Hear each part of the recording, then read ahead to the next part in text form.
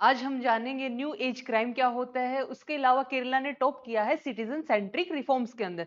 तो उसको हम देखेंगे कि कैसे केरला ने सिटीजन सेंट्रिक रिफॉर्म में टॉप किया। हेलो दोस्तों, आप सबका स्वागत है डॉक्टर अमित आईएएस एकेडमी में। आज का जो हमारा पेपर है वो 6 सितंबर का डेली इनिशिएटिव यूपीएससी समाचार का। ठीक है, जो बच्चे आज पहली बार आ रहे हैं उनके लिए इन्फॉर्मेशन है कि पिछले 3 सालों में हमारे एकेडमी ने 108 सिलेक्शन दिए हैं, जो कि 51 सिलेक्शन कब थे 2024 में, जिसमें एसडीएम की पोस्ट और डीपीएस आपकी अदर पोस्ट एंड डीएसपी की पोस्ट है वो सारी हमारी एकेडमी से हैं। उसके अलावा 24 सिलेक्शन है जिसमें 2023 में हुए हैं, जिसमें फर्स्ट रैंक जिन्होंने ली थी ना, अनिल कुमार, वो एकेडमी के ऑफलाइन स्टूडेंट रहे हैं। जो बच्चे एचसीएस की डेडिकेशन प्रिपरेशन करना चाह रहे हैं उनके लिए न्यू बैच लॉन्च हो चुके हैं, जैसे कि आपका अभिमन्यु बैच दोनों मोड में है, ऑफलाइन भी और ऑनलाइन भी है। ऑफलाइन के लिए आपके लिए ये नंबर्स अवेलेबल हैं, आप इन नंबर्स पे जाके कांटेक्ट कर सकते हैं और डिस्क्रिप्शन में लिंक भी है। ठीक है, वहां पे जाके आप इसको चेकआउट कर सकते हैं।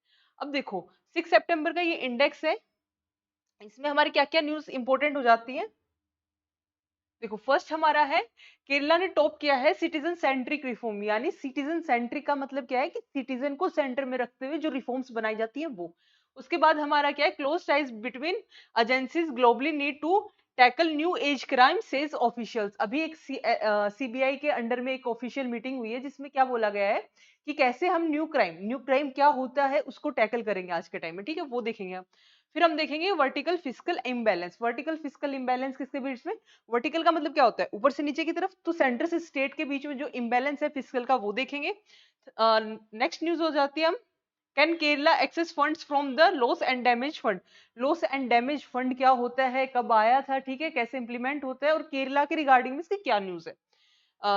टर्म इन न्यूज में हमारी वैली फीवर है, ये कहाँ से आया है, कैसे इसके क्या सिम्टम्स दिखते हैं।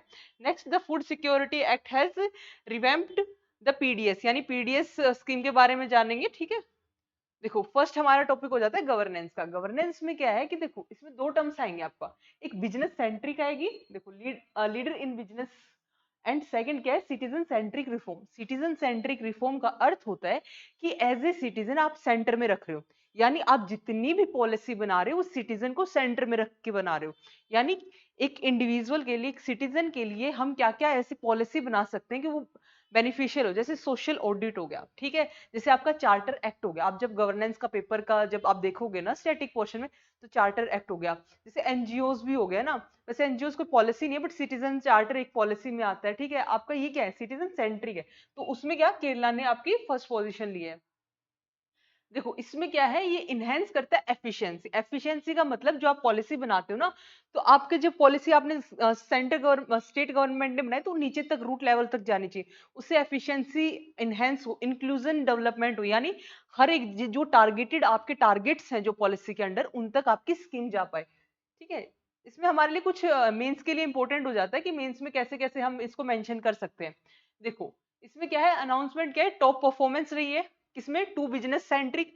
बिजनेस सेंट्रिक जैसे सिटीजन सेंट्रिक एक सिटीजन सेंटर में होगा, फिर उसके आसपास रिफॉर्म्स होंगे, ऐसे ही बिजनेस सेंट्रिक होता है। यानी बिजनेस को हम मद्देनजर रखते हुए सारी वो चीज रहे हैं। जैसे कि बिजनेस के लिए क्या इंपॉर्टेंट होता है, आपकी इलेक्ट्रिसिटी प्रोवाइड करवा रहे हैं हम उनको, इजी लोन प्रोवाइड करवा रहे हैं, ठीक है, आपके वाटर रिसोर्स प्रोवाइड करवा रहे हैं, रॉ मटेरियल प्रोवाइड करवा रहे हैं, उनका सिंगल विंडो क्लियरेंस रख रहे हैं, बहुत ज्यादा उनमें क्या मतलब ऐसे बोलते हैं रेड टेपिज्म नहीं रख रहे हैं।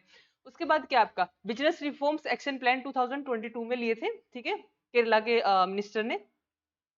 बिजनेस सेंट्रिक मैंने बताया, facilitating utility permits for businesses, यानी लोन, इलेक्ट्रिसिटी, वाटर, अदर आपको ना जितनी भी यूटिलिटी की फैसिलिटीज हैं वो प्रोवाइड करो आप बिजनेस को।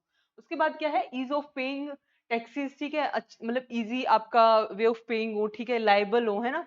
उसके अलावा क्या आपका सिटीजन सेंट्रिक रिफॉर्म में क्या है, एक सेकंड में इसको थोड़ा जूम कर लेती हूँ। सिटीजन सेंट्रिक रिफॉर्म्स में क्या है कि ऑनलाइन सिंगल विंडो सिस्टम हो। देखो बहुत सारी ना फॉरेन कंपनीज हमारे कैसे इसलिए नहीं आती क्योंकि हमारे ना सिंगल विंडो क्लियरेंस नहीं है। यानी आपको ना बार बार एक जाल में फंसा दिया जाएगा जो एक सेंट्रलाइज्ड होगा कि अभी इस कलर के पास जाओ, ये क्लरिकल काम करो, अभी ये करो, अब वो करो। तो एक हैक्टिक प्रॉब्लम हो जाती है। तो उसी को मद्देनजर रखते हुए इन्होंने क्या बोला कि ऑनलाइन सिंगल विंडो होनी चाहिए आपके पास, सिंपली सिंप्लीफाइंग सर्टिफिकेट इन्फ्लुएंस होना चाहिए, यानी कि जो आपकी सिंपल प्रोसेस होनी चाहिए, अर्बन में भी, रूरल एरिया पे भी आपकी सिंपल सर्टिफाइड इशू प्रोसेस होनी चाहिए। उसके बाद क्या बोल रहे हैं कि पब्लिक डिस्ट्रीब्यूशन स्कीम्स होनी चाहिए आपकी, जैसे फूड के लिए हो गया, सिविल सप्लाईज होनी चाहिए, transport service, transport sector improvement होनी चाहिए। जैसे कि पब्लिक, अब देखो सिटीजन सेंट्रिक है, सिटीजन को मद्देनजर रखते हैं हम क्या कर सकते हैं कि उनको फूड अवेलेबल करवाएंगे, ट्रांसपोर्ट सिस्टम अवेलेबल करवाएंगे, यूटिलिटी फैसिलिटी, वही आपके जैसे कि रोटी कपड़ा मकान होता है ना, ये सारी चीजें होंगी। इसके अलावा है ना, इसके अलावा जैसे और अदर सर्विसेज, वाटर हो गया, ट्रांसपोर्ट हो गया, मतलब ये सारी सिटीजन सेंट्रिक चीजों को रखते हुए, मद्देनजर रखते हुए किया है। अब देखो एम्प्लॉयमेंट एक्सचेंज मैनेजमेंट करो, ठीक है। अब पॉजिटिव फीडबैक क्या मिला है कि 95% पॉजिटिव फीडबैक मिला है from business, recognise improvements in these 9 reform areas, ठीक है, केरला के अंदर। ये बस बेसिकली इसमें क्या था, ये आपके दो पॉइंट हो जाते हैं, बिजनेस सेंट्रिक और सिटीजन सेंट्रिक। आई थिंक ये आपको क्लियर हो गए होंगे, है ना। उसके बाद हमारा नेक्स्ट टॉपिक है इंटरनेशनल रिलेशनशिप का। इसमें क्या बोल रहा है कि 10th इंटरपोल लाइसन ऑफिसर्स का, एलआईओस का क्या हुआ, कॉन्फ्रेंस ऑर्गेनाइज्ड हुई है बाय द सीबीआई। सीबीआई ने क्या किया, strengthening international laws enforcement partnership. देखो अभी क्या हो रहा है, एक तो होता है आपका कंट्री के अंदर लो है, ठीक है, जो हमारा कॉन्स्टिट्यूशन ऑफ इंडिया है। एक होता है इंटरनेशनल, यानी सारी कंट्रीज का एक लो। वैसे तो दैट इज नॉट पॉसिबल एक लो, बट क्या सारी कंट्री कोलैबोरेट करके आपके कुछ लॉज पे इक्वली काम करे। जैसे कुछ ऐसी प्रॉब्लम्स है जो सिर्फ इंडिया में नहीं है, ग्लोबल लेवल पे है। जैसे आपका इसमें न्यू क्राइम एक टर्म आई है, ये आप मेंशन कर सकते हो, new age crime. New age crime के क्या होगा, आपका साइबर इनेबल फ्रॉड्स, यानी आपके साइबर, देखो लाओस में क्या हुआ था, लाओस में कुछ इंडियंस को बुलाया गया, उनको बुला के बोला गया भैया आपको है ना काम करना है, ठीक है। तो उनको जबरदस्ती एक कमरे में रोक के उनसे ना साइबर हैकिंग करवाई गई। तो ये क्या है, ये इसी में तो आता है ना, न्यू क्राइम में, ये न्यू क्राइम फ्रॉड्स में ही आ रहा है। बाद में इंडिया ने उनको क्या करा, रिलीज करवाया वहां से। टेररिज्म हो गया आपका, ट्रांसनेशनल क्राइम हो गया। ट्रांसनेशनल क्राइम होते हैं अक्रॉस द बाउंड्री, यानी हमारी इंडिया की बाउंड्रीज से जो बाहर क्राइम हो रहे हैं, लाइक टू कंट्रीज के बीच में जो क्राइम हो रहे हैं। तो ये न्यूज है आपकी। इसके लिए हमारे लिए क्या इंपॉर्टेंट हो जाता है, हमारे लिए कुछ टर्म्स है, जैसे न्यू एज क्राइम हो गया। न्यू एज क्राइम क्या होता है आपका, वो क्राइम जो अभी हो रहा है, जैसे कि मैंने क्या बोला, transnational nature of crime. Transnational nature of crime में क्या होता है, साइबर इनेबल फ्रॉड हो गया, टेररिज्म हो गया, ह्यूमन ट्रैफिकिंग हो गया, ड्रग स्मगलिंग हो गया आपका, ट्रांसेंड बॉर्डर्स हो गए, यानी बॉर्डर्स के अक्रॉस आपका जो हो रहा है ना, वो सारा आपका क्राइम इसके अंडर आता है, ठीक है। फिर आ जाता है डिजिटल एंड फॉरेन एविडेंसेस हो गया है ना आपके। इसके बाद क्या है आपका, रियल टाइम कोऑर्डिनेशन। देखो क्या क्या हमारे जो इंपॉर्टेंट हो जाते हैं इसमें, कि ट्रांसनेशनल में आपकी जो क्राइम है, न्यू क्राइम, इसमें क्या है, एक तो कोऑर्डिनेशन होना चाहिए, सारी कंट्री कोऑर्डिनेट करके ना, जितने भी आपके वो हैं, जो आपके न्यू क्राइम्स है उनको टैकल करें। जैसे टेररिज्म हो गया है ना, जैसे हम क्लाइमेट चेंज को भी कर रहे हैं, है ना, ऐसे ही हम साइबर अटैकिंग को भी क्या करें, कंट्रोल करें। उसके बाद क्या चैलेंजेस क्या क्या है, देखो इसमें से एक बार मैं वैसे बता देती हूँ, फिर इसको पढ़ते हैं। चैलेंजेस क्या क्या हो सकते हैं, एक तो कोलैबोरेशन, जो कोऑर्डिनेशन है ना, वही अपने आप में चैलेंज है, कि सारी कंट्रियों में अपने अलग अलग ज्यूरिडिक्शन है, वो कैसे एक दूसरे के साथ कोलैबोरेट करके एक प्लेटफॉर्म पे आएंगे, पहली चीज। दूसरी चीज, इंटरप्रिटेशन, कोई किसी के लिए कोई चीज अलग मतलब इंटरप्रिटेट करती, कोई लो अपने अकॉर्डिंग लेते हैं, ठीक है, किसी में कोई लो अपने अकॉर्डिंग है, तो सबके डिफरेंट डिफरेंट है। तो डिफरेंट डिफरेंट लॉज को कैसे हम यूनिटी प्रोवाइड करें।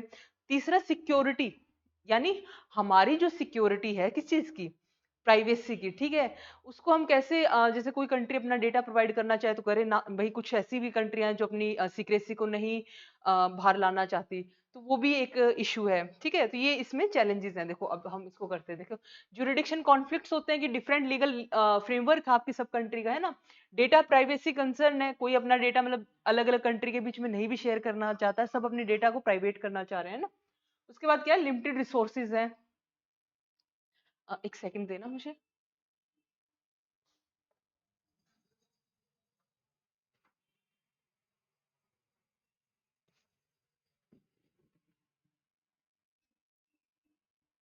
जैसे मैंने क्या बताया था, लिमिटेड रिसोर्सेज हैं, तो लिमिटेड रिसोर्सेज में क्या है कि आपके उतने प्रॉपर टेक्नोलॉजी, एडवांस टेक्नोलॉजी नहीं है। उसके बाद एक्सपर्टीज की नीड है, ठीक है, मतलब एक्सपर्टीज नहीं है। लैंग्वेज कल्चर बैरियर्स है, हमारे लैंग्वेज अलग है, कल्चर अलग है ना। उसके बाद क्या है, India's effort in combating new age crime. India क्या अपना एफर्ट ले रहा है, तो इंटरपोल और यूरोपोल कोऑपरेशन। इसमें क्या है, इंटरपोल क्या है, जो आपके इंटरनेशनल लेवल पे जो आपकी पुलिस ऑर्गेनाइजेशन है, जो आपके लॉज ऑर्गेनाइजेशन है, वो यूरोपोल यानी यूरोप के लेवल पे वो इंटरनेशनल ऑर्गेनाइजेशन जो क्राइम को मैनेज कर रही है ना, पुलिस सिस्टम को मैनेज कर रही है, तो उनके साथ क्या हम अलाइन होंगे, ठीक है, उनके साथ कोलैबोरेट करके देखेंगे। सीबीआई ग्लोबल ऑपरेशन सेंटर बनाएंगे, यानी अभी स्टैब्लिश किया 2022 में सीबीआई ने ग्लोबल लेवल पे अपना सेंटर, ठीक है। इंटरपोल ग्लोबल एकेडमी नेटवर्क होना चाहिए, हमने 2023 में ज्वाइन किया था, किस चीज के लिए, access to global best practice and training के लिए। उसके बाद क्या है, साइबर क्राइम रिपोर्टिंग पोर्टल होना चाहिए, अगर कोई भी आपका साइबर क्राइम होता है तो आप बहुत जल्दी उसको क्या कर सकते हो, रिपोर्ट कर सकते हो। तो ये सारे क्या है, इंडिया के इनिशिएटिव है, ठीक है। ये आपके मेंस के लिए अच्छे पॉइंट्स है, बहुत अच्छे हैं। अगर आपके न्यू क्राइम या कोई क्राइम के रिगार्डिंग अगर आपकी कोई भी न्यूज आती है इंटरनेशनल लेवल पे। उसके बाद वे फॉरवर्ड में क्या है, strengthening legal framework of strength करो, ठीक है, कैपेसिटी बिल्डिंग करो, जो पर्सोनल्स हैं जो आपके काम कर रहे हैं लोग है ना, इन्वेस्टिंग इन डिजिटल इंफ्रास्ट्रक्चर, जो डिजिटल इंफ्रास्ट्रक्चर उसमें इन्वेस्ट करो, जो आपके पर्सनल है एक्सपर्टीज हैं, ठीक है, उनको हायर करो, ठीक है, उनको नॉलेज दो, प्रॉपर ट्रेनिंग प्रोवाइड करो, इनहेंस इंफॉर्मेशन शेयरिंग करो, जैसे आपके इंटरपोल हो गया, यूरोपोल हो गया और यूएन ओडीसी हो गया है ना, इन सब में क्या करो, आप अपनी जो इन्फॉर्मेशन है उसको शेयर करो और एक कॉर्पोरेशन अच्छे से कोलैबोरेशन करो, पब्लिक प्राइवेट का कोलैबोरेशन होना चाहिए। नेक्स्ट न्यूज हमारी हो जाती है ये GS2 से ही रिलेटेड है, इसमें फेडरल स्ट्रक्चर के बारे में। फेडरल स्ट्रक्चर में हम इसमें देखेंगे कि सेंटर और स्टेट के बीच में कैसे वर्टिकल इम्बैलेंस हो रहा है, जो आपका फंड्स है, ठीक है, उसका। तो देखो, India's vertical fiscal imbalance where state handle most expenditure but collect less revenue relying on union transfer. देखो क्या हो रहा है कि ये बोल रहे हैं कि स्टेट का ना जो खर्चा है, जैसे आपने सुना होगा मूवी का नाम रपिया जो आमदनी अठन्नी खर्चा रुपया, वही बात है। आपकी जो आमदनी है वो कितनी है, अठन्नी, खर्चा कितना आपका रुपया। स्टेट की आमदनी कितनी है, अठन्नी, यानी स्टेट के पास जो पैसा आता है वो कितना है, कम है, लेकिन जो खर्चा है वो ज्यादा है। तो उस खर्चे को बैलेंस करने के लिए क्या करता है, यूनियन फंड प्रोवाइड करता है। बट जीएसटी के आने के बाद 2017 में जीएसटी आई थी, उसके बाद बोला था कि 5 साल तक वो फंड देंगे, बट वो प्रॉपर टाइम पे नहीं दे रहे, उसके भी अपने चैलेंजेस हो जाते हैं ना, वो देखेंगे हम। 15th फाइनेंस कमीशन ने क्या हाईलाइट किया है, क्या इशू है, क्या सजेशन है, कैसे टैक्स डिवोल्यूशन किया है, वो सब हम इसमें देखेंगे, है ना। ये आर्टिकल आपके लिए इंपॉर्टेंट हो जाता है, मैं आप एक बार इसको खुद को भी खुद से भी एक इसको गो थ्रू करना है ना। वर्टिकल फिस्कल इम्बैलेंस में क्या होता है, 15th finance commission highlight the states in India face a significant vertical fiscal imbalance. यानी 15th फाइनेंस कमीशन ने क्या बोला है कि उन्होंने देखा है कि जो आपका सेंटर है और आपका जो स्टेट है ना, उसमें क्या हो रहा है, आपके जो प्रॉपर आपके जो प्रॉपर फंड है वो नहीं जा पा रहे हैं ना।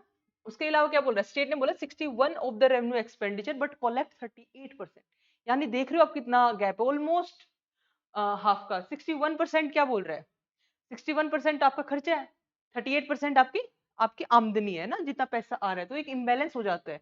इसको मैं, ये हमारे लिए क्या है, क्या शो कर रहा है ये, थ्रेटन फिजिकल फेडरलिज्म यानी फिजिकल डेमोक्रेसी।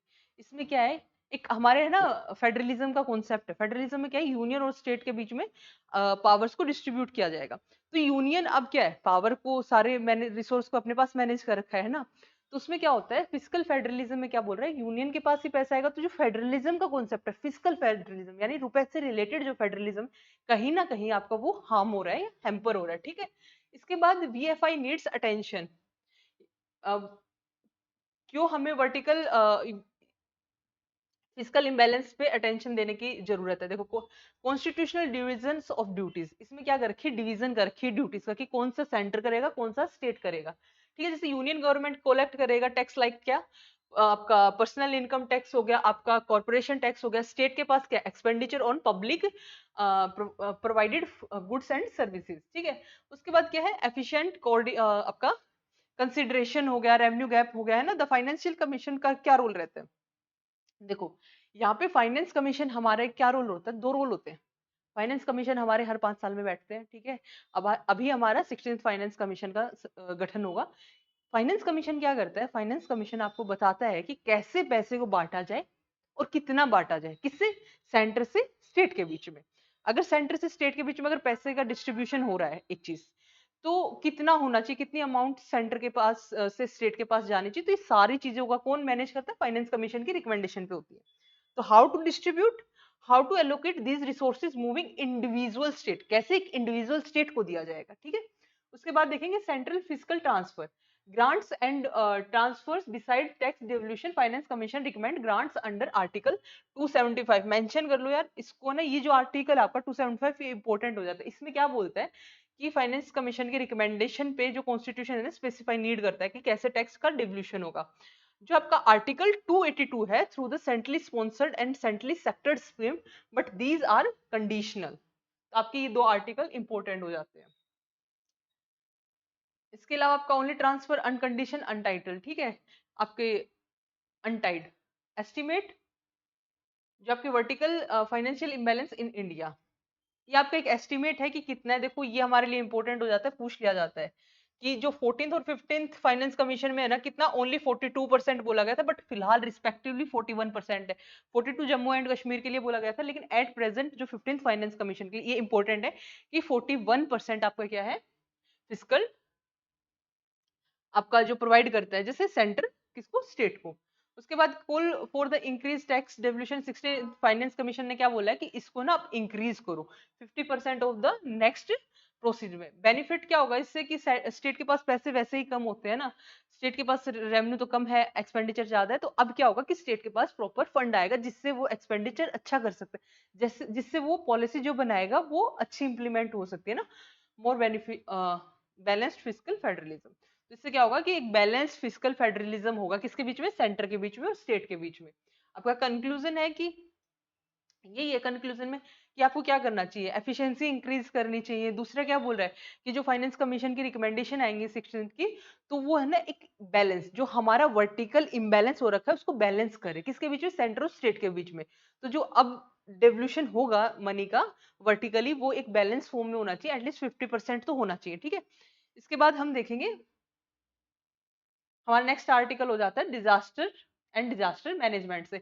इसको हम GS 3 में देख सकते हैं, ठीक है। इस आर्टिकल में हमारा इंपॉर्टेंट क्या है, जो आपकी UNFCCC है उसने loss and damage fund establish किए थे 2022 में, spotting to spot regions impacted by the climate change. देखो क्या होता है इस आर्टिकल में, मोटा मोटा क्या बोल रहा है, ये ऐसे बोल रहा है कि जो आपके फंड है, ठीक है, जैसे आपके कहीं क्लाइमेटीज हुई, चाहे वो इकोनॉमिक हो चाहे वो नॉन इकोनॉमिक हो, ठीक है, उसमें जैसे कि आपके है ना फ्लड आ गया है, आपके है ना क्लाउड बस्ट हो गया है, कुछ भी आपके ऐसे नेचुरल क्लाइमेटीज आई है ना, जैसे सुनामी होगी, तो वहां पे क्या इमीडिएट, देखो दो चीजें होती है, एक प्री प्लान्ड होती है चीजें कि भाई कोई भी डिजास्टर आने से पहले आप मेंटेन करके रखो चीजें, एक डिजास्टर आ गई है उसके बाद मिटिगेशन प्रोसेस होती है। उसमें क्या होता है कि आपके जो डिजास्टर के अंदर जितने भी लोग फंसे हैं उनको ना, जो उनका डैमेज हुआ है, जैसे घर ढह गए तो पूरा घर का हो गया है ना, लाइफ लॉस होगी, तो उनको क्या होना चाहिए, आपको डैमेज का लॉस मिलना, सॉरी लॉस का आपके क्या मिलना चाहिए, लॉस एंड डैमेज का आपको फंड मिलना चाहिए।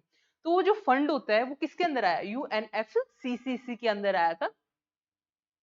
अब इसके अंदर क्या बोल रहा है कि इसी पूरे आर्टिकल के अंदर यही बोल रहा है कि केरला के अंदर जो केस हुआ है उसमें आपको लॉस एंड डैमेज का फंड प्रोवाइड करना चाहिए। अब इसमें क्या प्रॉब्लम आती है कि कैसे वो प्रोवाइड नहीं किया जा रहा है, ठीक है, क्या क्या चैलेंजेस फेस करने, क्या सॉल्यूशन है, प्रॉब्लम्स एक साइड प्रॉब्लम होती है, उसके पैरेलल्स मैंने आपको कल बताया था कि सॉल्यूशन होते हैं, फिर हम देखेंगे वे फॉरवर्ड।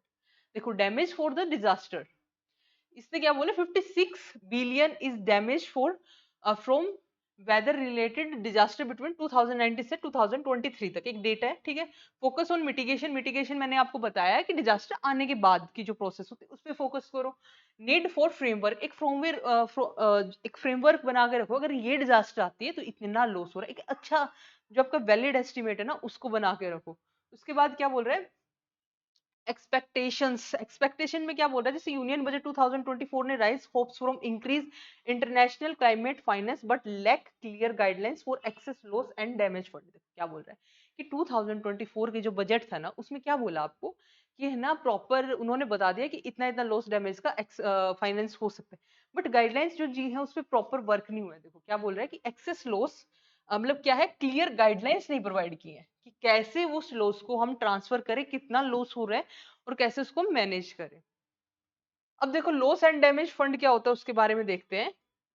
आपका 2022 में ना UNFCCC ने कॉन्फ्रेंस की थी COP27 में, इसमें इजिप्ट में, इसमें इन्होंने क्या इस्टेब्लिश किया था, आपका लॉस डैमेज फंड इस्टेब्लिश किए थे। इनका पर्पस क्या था, provide financial support regional suffering both economical and non economic losses, देखो ये आपकी कुछ टर्म्स इंपॉर्टेंट हो जाती है इसमें। ये क्या बोल रहा है, ये बोल रहा है कि आपके दोनों economic and non economic exam में आ जाता है, जैसे प्रीलिम्स में स्टेटमेंट आती है यूपीएससी के एग्जाम में कि ओनली इकोनॉमिक है ना, तो वहां पे ये गलत हो जाता है, इकोनॉमिक नॉन इकोनॉमिक बोथ। उसके बाद क्या बोल रहा है, losses caused by the climate change, including extreme weather events and slow onset processes like rising sea levels। यानी आपकी जो क्लाइमेट चेंज से रिलेटेड जितने भी डिजास्टर आते हैं उनमें इकोनॉमिक या नॉन इकोनॉमिक दोनों के लॉस एंड डैमेज के जो फंड्स होंगे वो प्रोवाइड करवाए जाएंगे। और कब इस्टेब्लिश हुआ 2022। कौन सी कोप में, कोप जब इजिप्ट में हेल्ड हुई थी, और वो कौन सी थी, 27 थी। ठीक है। इसके बाद देखो इंटीरियम जो ट्रस्टी है वो कौन है, वर्ल्ड बैंक है, वर्ल्ड बैंक इसका इंटीरियम ट्रस्टी है। डिस्ट्रीब्यूट डिस्ट्रीब्यूटमेंट मैकेनिज्म क्या क्या है आपके, एक्सेस फंड होना चाहिए including direct access, small grants. देखो कैसे आपका डिस्ट्रीब्यूट हो फंड, तो आपके स्मॉल ग्रांट्स में हो सकता है, ठीक है। उसके अलावा इसने क्या बोला है, एक्सेस होनी चाहिए फंड की, डायरेक्ट एक्सेस कर सकते हो इंक्लूडिंग, है ना। डायरेक्ट एक्सेस मतलब जिसको लॉस हुआ उसको डायरेक्टली आप एक्सेस करवा रहे हो। चैलेंजेस क्या क्या आते हैं इसमें, देखो प्रॉब्लम्स में क्या होता है, आपकी प्रॉब्लम्स होती है, हमने हर पॉलिसी की एक प्रॉब्लम मिलेगी, पॉलिसी बनाई आपकी वो एक्सेस नहीं है, ठीक है, उसकी प्रॉपर एफिशिएंसी नहीं मिल पा रही है, जो आप रिजल्ट चाह रहे हो वो नहीं आ पा रहा है, जैसे लॉस एंड डैमेज हो गया तो एक्सेस नहीं है। ठीक है, दूसरा क्या है कि प्रॉपर गाइडलाइंस नहीं है कि हम कैसे उसको अवेल करवाएं, डेटा प्रॉपर नहीं होता है, लॉस कुछ होता है, दिखाया कुछ जाता है ना। फिर तीसरा क्या है कि गवर्नेंस प्रॉपर मैनेज नहीं कर रही, ये कॉमन सी आपकी पॉलिसीज की आपकी प्रॉब्लम्स होती है। वे फॉरवर्ड क्या होता है इनका, इन्हीं की प्रॉब्लम को, जैसे कि चैलेंज सॉल्यूशन में क्या हो सकता है, चैलेंजेस में क्या है हमारी, यही है देखो, after disaster particular problematic for local community सब नेशनल लेवल। जैसे कोई भी डिजास्टर आई है तो उसके जो प्रॉपर डेटा वो नहीं होता हमारे पास। इसमें क्या बोल रहा है कि नीड क्या है, स्टेट लेवल का सपोर्ट होना चाहिए, सेंटर और स्टेट लेवल दोनों सपोर्ट करके उनको क्लाइमेट इम्पैक्ट्स को देखेंगे, है ना, उसको रिकवरी को देखेंगे। चैलेंजेस क्या है, access in the fund, fund में क्या है, देखो मैंने जो आपको चैलेंजेस बताया वो यहाँ है कि ब्यूरोक्रेटिक डिलेस, है ना, गवर्नेंस की मैंने बोला ब्यूरोक्रेटिक डिलेस है, वही रेड टेपिज्म जो इंडिया में बहुत ज्यादा होता है। लैक ऑफ स्टैंडर्डाइजेशन असेसमेंट, ठीक है, कि प्रॉपर उसका असेसमेंट नहीं कर रहे हैं कि कितना हुआ है, क्या उसका मेथड है, ठीक है, कितने लॉस हुए हैं वो प्रॉपर नहीं हो रहा है। उसके अलावा क्या आपके सेंट्रलाइज्ड सिस्टम, ठीक है, सेंट्रलाइज सिस्टम में क्या होता है कि आपका स्टेट को जो फंड मिलता है वो सेंटर देता है, तो स्टेट सेंटर है ना वो प्रॉपर फंड ही नहीं अवेलेबल करवा रहा, कि बहुत सारे स्टेट में ऐसा होता है कि ना गवर्नमेंट दूसरी होती है तो उसमें प्रॉपर फंड नहीं आता है, तो ये भी एक प्रॉब्लम है। उसके बाद वे फॉरवर्ड क्या क्या है, डेवलप करो लोकल फ्रेमवर्क को, है ना, क्लियर पॉलिसी बनाओ, पॉलिसी प्रॉपर इंप्लीमेंट हो, एडवोकेट डिसेंट्रलाइजेशन करो कि, है ना, जो आपका सेंटर से ना पूछना पड़े, स्टेट के पास खुद के पास इतने पैसे हो कि वो लॉस एंड डैमेज को देख पाए। इंप्रूव करो असेसमेंट प्रोसेस को, ठीक है। ये आपका वैली फीवर है, इसमें कुछ इतना इंपॉर्टेंट हो नहीं जाता, इसमें सिर्फ इतना पता होना चाहिए फंगल डिजीज है, ठीक है, एंडेमिक यानी लोकल एरिया तक है, कैलिफोर्निया यूएसए में है। पीपल टू पीपल है, रेयरली पीपल टू एनिमल भी एक्सेप्शन है, चली जाती है, ठीक है। लंग्स को कभी कभी इफेक्ट करती है, न्यूमोनिया, फ्लूइड पल्स, जो लेग हो गए उसमें ना पल्स, बस आ जाता है लेग्स में, आउटसाइड ऑफ योर लेग्स, ठीक है। मतलब ये क्या बोल रहा है, ये सिर्फ इतना ही बोल रहा है कि वैली फीवर आपके किससे रिलेटेड है, फंगल से रिलेटेड है।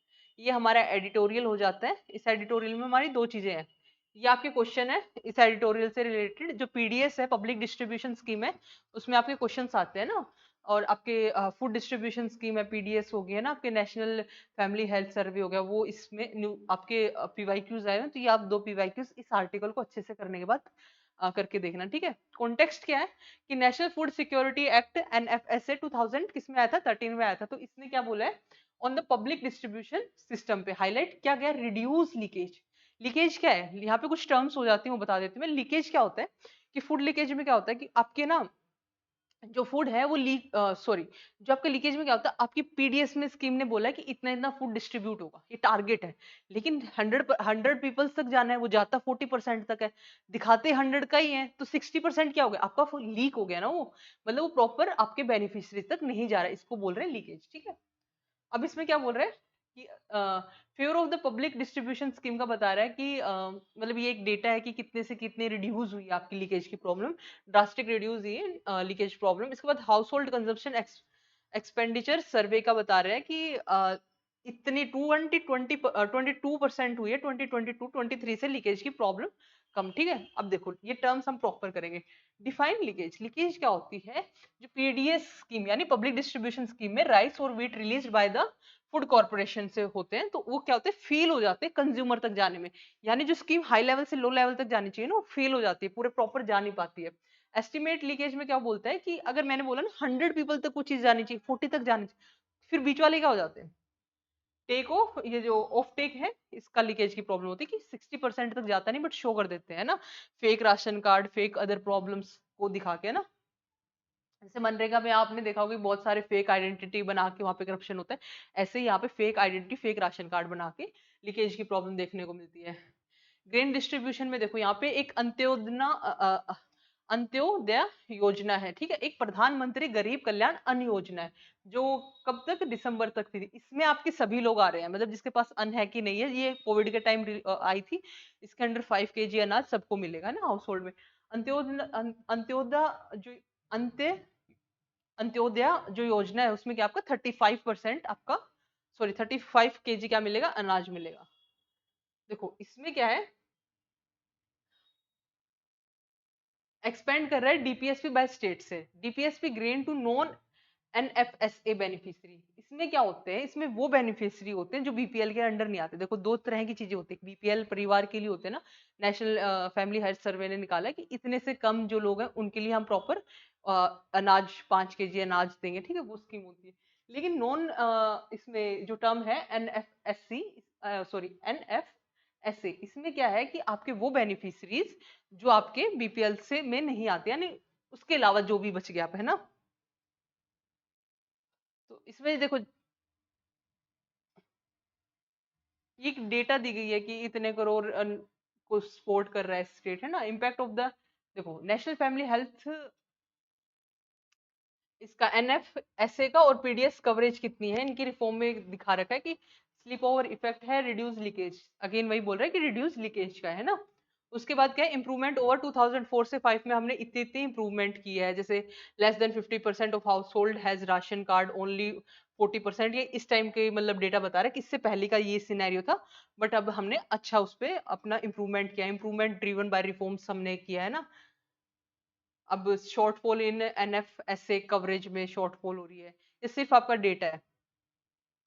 PDS reform undertake by earlier reform state, ठीक है। इसके बाद क्या है, रिड्यूस इन पीडीएस लीकेज, जो आपकी पीडीएस स्कीम आई उसके बारे में है कि वो लीकेज की प्रॉब्लम को सोल्व कर रही है। दूसरा क्या बोल रही है, प्रॉपर डिस्ट्रीब्यूशन कर रही है, स्टेट को अपने अंडर में ला रही है, ठीक है।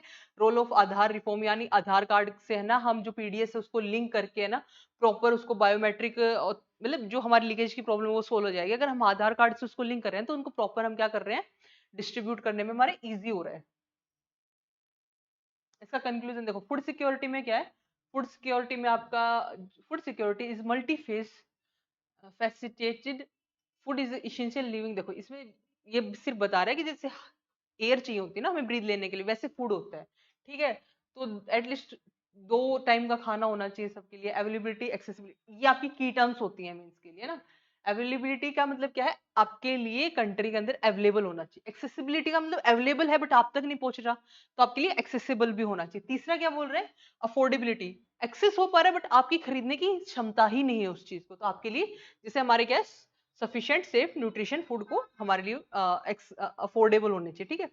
उसके बाद आपके current framework for food security in India, constitutional provision में क्या है आपका, राइट टू फूड है, ठीक है, राइट टू लाइफ के अंडर आता है। बफर स्टॉक होना चाहिए आपके एमएसपी में, जो आपके ग्रेन्स खरीद के रख लेते हैं ना उसका। उसके बाद पब्लिक डिस्ट्रीब्यूशन स्कीम के अंडर आता है। फिर नेशनल फूड सिक्योरिटी एक्ट 2013 आया है आपका, सॉरी मैं इसमें है ना नेशनल फूड सिक्योरिटी एक्ट है, मैं जिसको नेशनल फैमिली बोल रही थी अभी तक, ठीक है। National food security coverage 75% to rural population में है। देखिए ये इंपॉर्टेंट हो जाता है कि 75% जो आपका एनएफएसए ने कवर किया है, और 50% आपका अर्बन पॉपुलेशन के अंडर कवर हुआ है, ठीक है।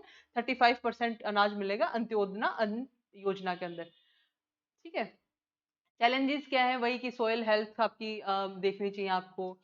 वीड जो थ्रेट हो जाता है, ठीक है, वीड थ्रेट मतलब आपके जो खरपतवार होती है ना। उसके अलावा लोकस अटैक, टिड्डों का अटैक हुआ था 2020 में। आपका मैनेजमेंट फ्रेमवर्क अच्छा नहीं है, आपके प्रोसेस में फॉल्ट हो रहा है, क्लाइमेट चेंज की वजह से कभी बारिश ज्यादा हो रही है, कभी बारिश कम हो रही है। सप्लाई चेन में आपका डिस्टरबेंस आ रहा है, ठीक है, अनस्टेबल ग्लोबल ऑर्डर है। हम क्या कर सकते हैं? देखो हम प्रॉपर है ना स्टेबल फार्मिंग कर सकते हैं, यूरिया हो गया, नैनो यूरिया हो गया, बायोटेक्नोलॉजी हो गया, बायोटेक्नोलॉजी को हम लिंक कर सकते हैं ना, ये हमारी प्रॉब्लम सोल्व कर सकते हैं टुवर्ड द प्रिसीजन एग्रीकल्चर।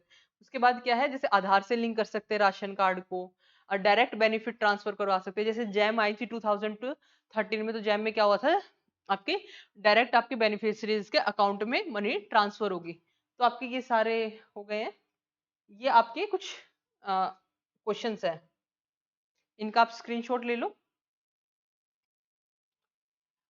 आज की क्लास के में आपका इतना ही था। 6 सितंबर की न्यूज, आज बहुत सारे एथिक्स, सॉरी, बहुत सारे आपके मेंस के टॉपिक थे। कल मिलते हैं 7 सितंबर के न्यूज़पेपर के साथ। Thank you.